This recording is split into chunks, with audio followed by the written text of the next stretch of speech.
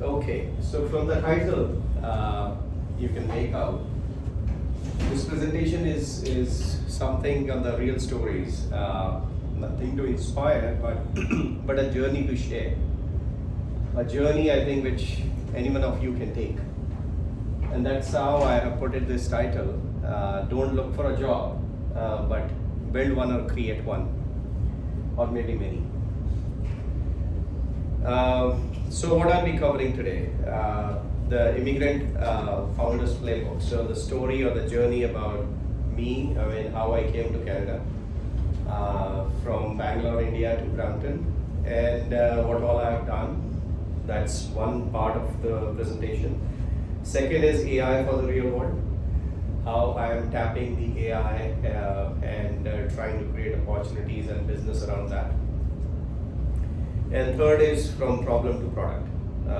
One of the case studies or another company apart from Prudel, I'm going to talk about pickleball, sports tech, and how I started that startup with 80 years old player who was playing pickleball, probably the world's oldest player playing pickleball. So this is what we're going to cover. So who am I? Prudel Lab started in 2017 in Bangalore, India. After working for 15-16 years in the corporate life, I saw the problem, I saw the gap, and thought that okay, we can create, or I can create something. So I included one of my childhood friend and embarked the journey without doing too much of a research, and started with machine translation management system. And after 1 year of building the product, no customers, nothing, and slowly and eventually I'll share what all I have gone through and how I have built the company around that. So that's one. Second is server score. Server score, if you play pickleball, you know what server means. Server is the guy who serves the ball. So server score is the company where we have manufactured a device. It's a hardware and software, having different capabilities. I'm going to share that as well. And Lab Assist is a third company using QR code technology on the healthcare side, where we are digitizing the disinfection process for diagnostic centers. So these are the three revenue generating companies, not really pickleball as of now, but two revenue generating companies. Apart from that, the community where I give back, I'm the board director with Brampton Board of Trade along with Amisha. Amisha is also one of the board directors there. I am also the recent board member with Oak Ridge Mobile Land Trust. There's also Ontario based. Then Futurepreneur, I think you might have heard about Futurepreneur. I'm the mentor advisors since last 2 years now. Fourth one is JA Central Ontario. This is for the high school or students who are in school and they have some innovation. So how to nurture those ideas and build a company around their idea. So that's 18-week program which I lead and mentor. And last but not the least, I'm the vice president at CITLAW, which is an India-based association, where again it's all volunteer work I do for the language standards and things what can be built around language translation. So I believe that community or giving back is not a charity, but this is where a business strategy happens, and hence I contribute to these organizations. So let's start with the first one, immigrant story, or my story from Bangalore to Calgary to Brampton, and how and what all I did. So when I came with like 15-16 years of experience, which was like, I was like hoping, and I was like well known in that network of Indian IT kind of that community where I was going through.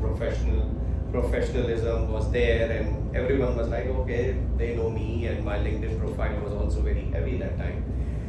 But when I came here, nothing was weighted as I was thinking, or I was hoping that I will land there, and there will be like, okay, these many customers because my innovation is there, because I came to Canada on startup visa. So that startup visa, someone has already gone through that idea, which is very innovative. So I have innovation, I have this many years of experience. I will have clients from probably month 1 or month 2, but nothing happened. Everything fell flat. And after that, COVID happened, and many things happened after that. So no networking, no references, no events.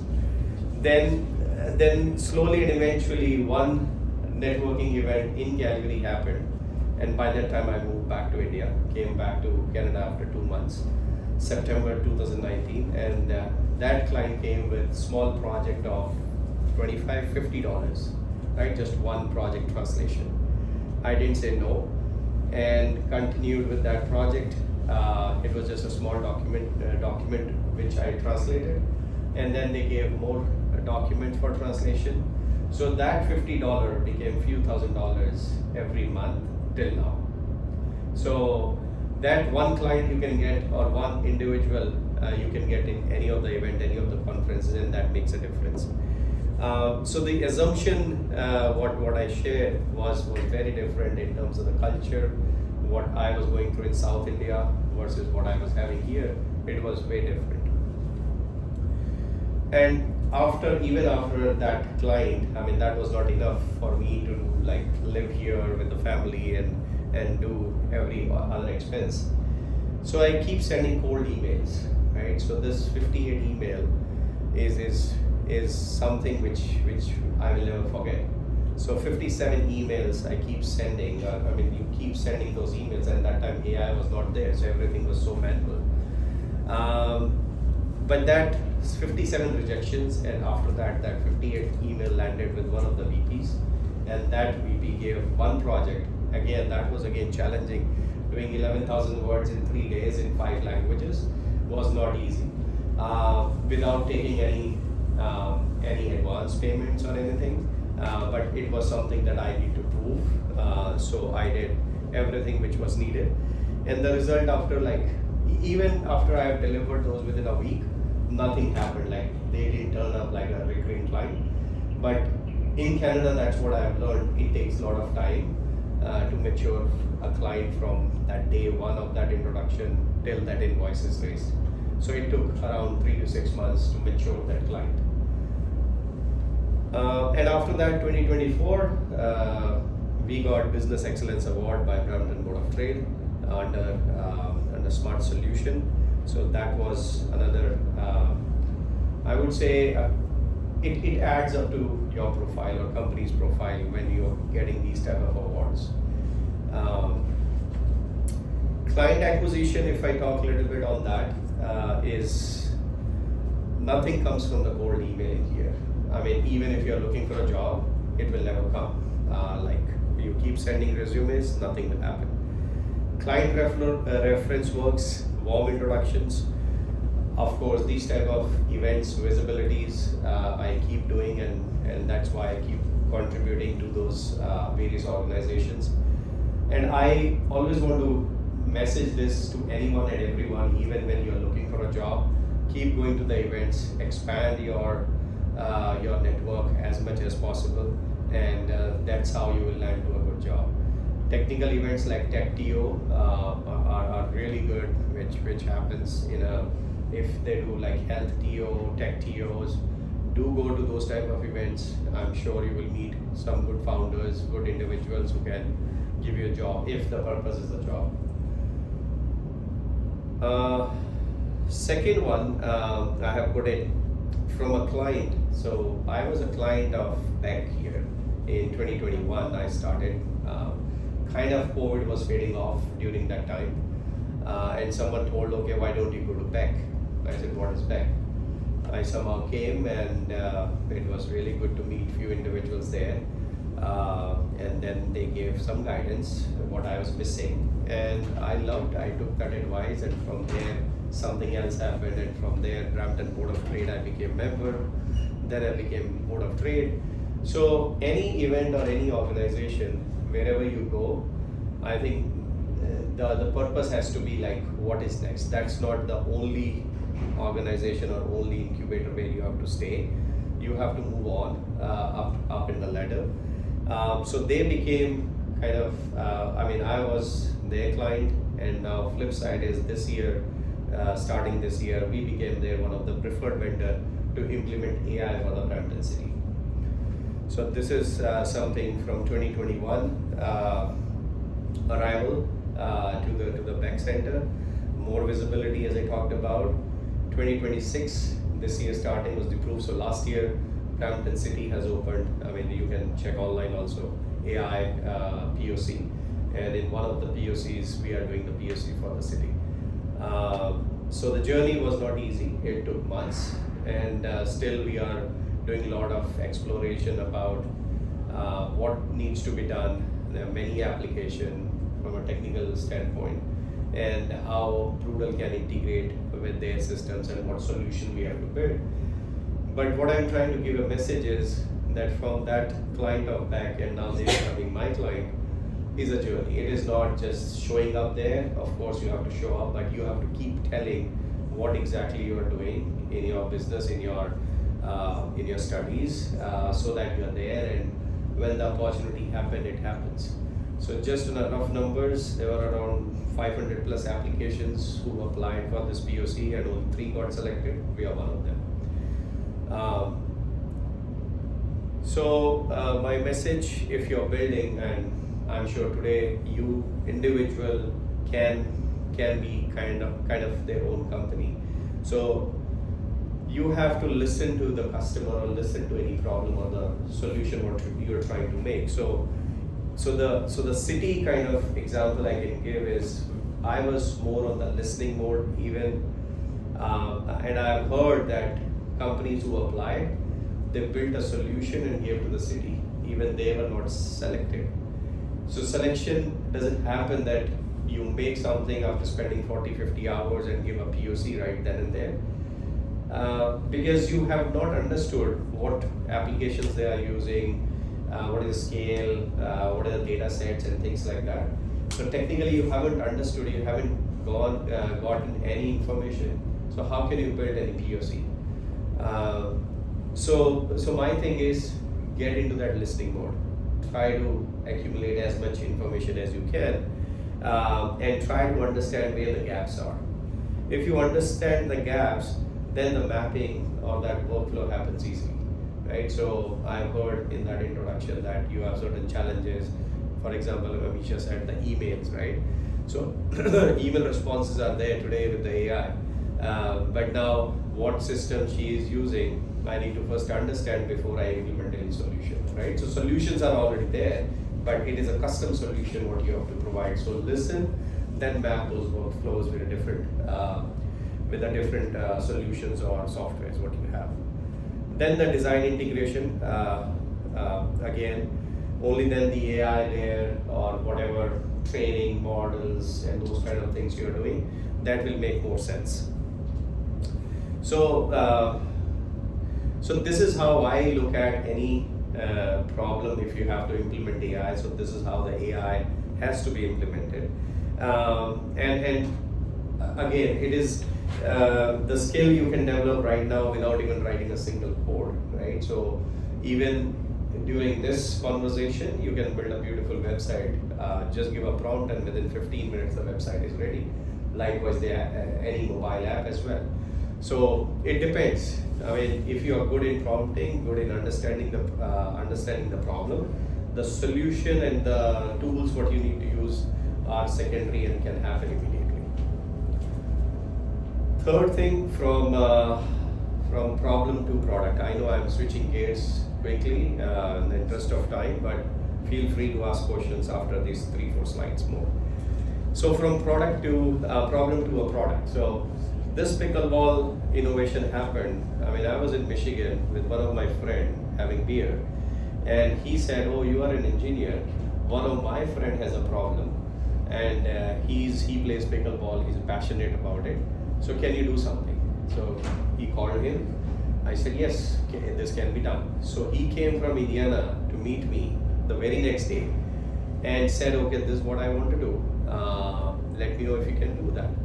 So I'll share what the problem was. So he's the oldest player playing pickleball in the world today as well. He plays 5 days a week, 2 hours daily, and he plays against like 40 years, 50 years old players. So the problem what we are trying to solve here is, so there is scoring disputes, right? So he said, okay, when doubles are playing, we argue a lot on who's winning and who has won the score and point and all those things. And we have to always keep shouting about, point one, 1, 2, 1, 2, 1, 2, something like that. And it becomes very confusing, very noisy. So imagine it's a recreation center and there are 10 courts. So everyone is shouting their score, so it becomes very noisy. So that's second problem. And third was that there is no data. So data in terms of, there is one platform called Dupr, D-U-P-R, where let's say if two of us are playing game, we go home. After going home, I'll log in and put my score, and my opponent, he will put the score. But that's offline. So I can put any score, which is not even real time. But that's also, there are couple of million users on that platform. So these were like 3 different problems. And with that problem, the solution what we came up with, something like that exit board you have, it is this size of that device. We have 2 devices now. One is a Pro model and one is the smaller version. One is 20 inches by 11 inches, the second is 13 inches by 8 inches.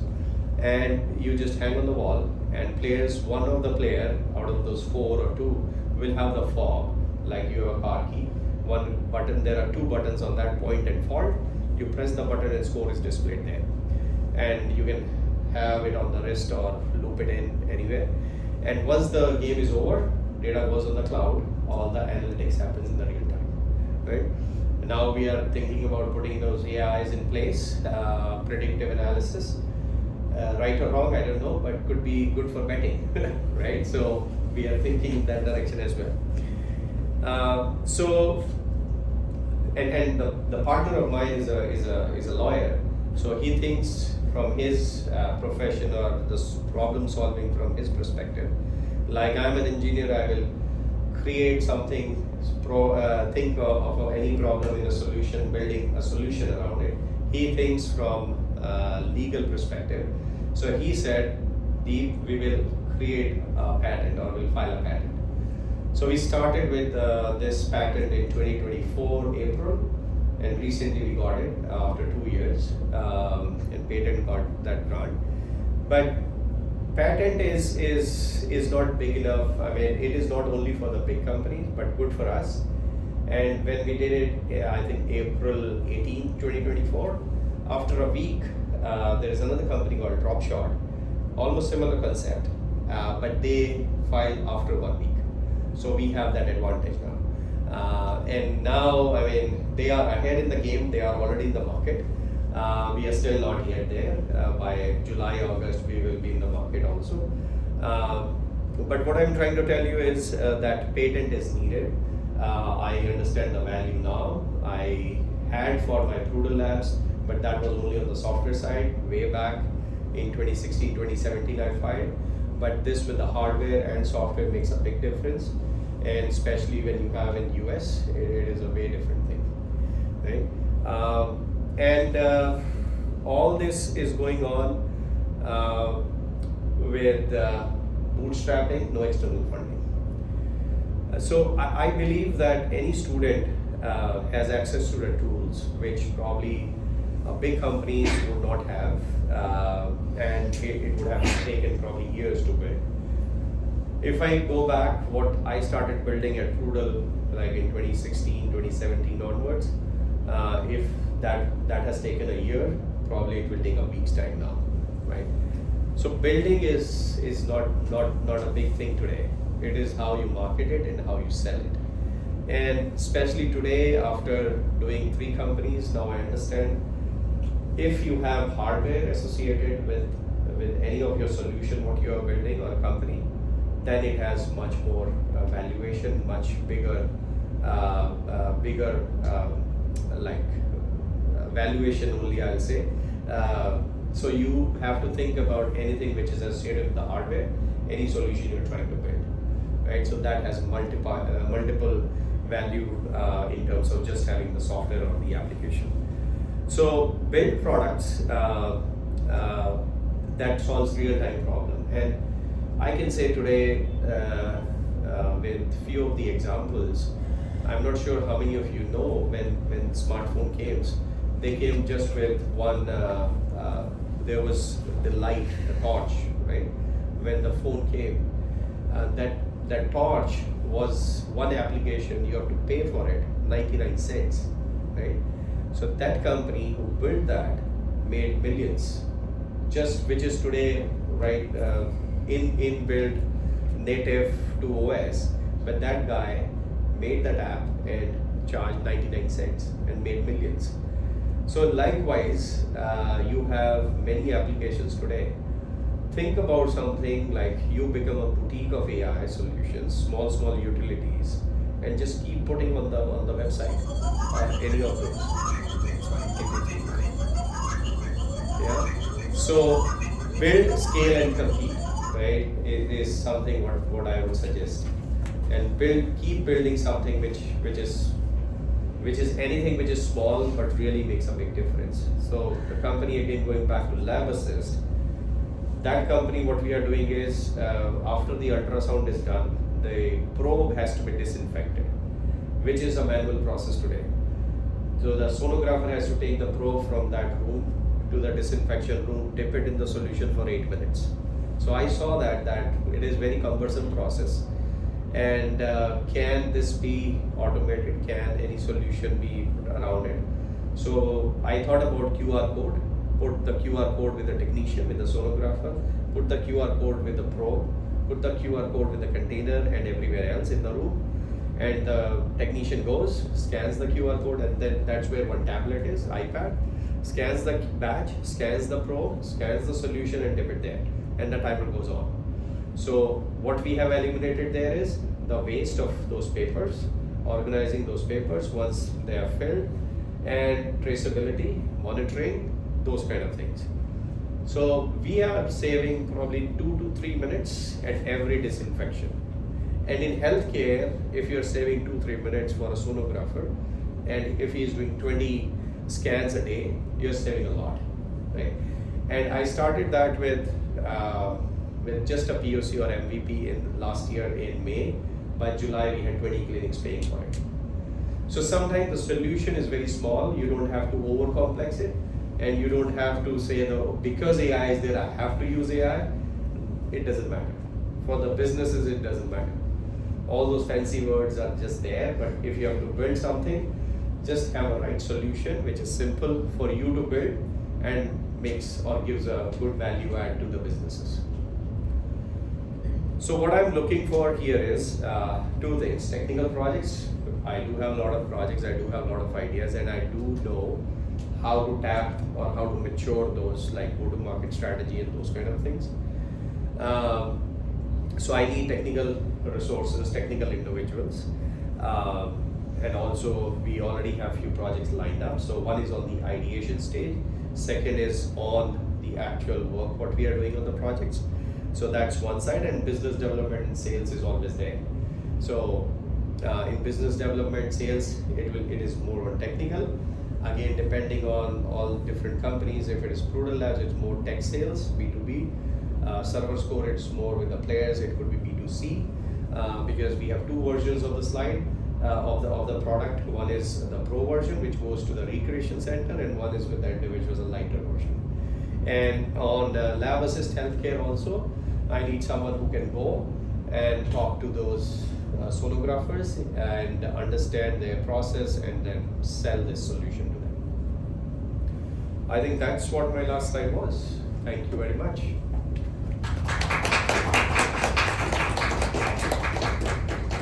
A really inspiring presentation out there. If you have any questions, we'll be taking questions now.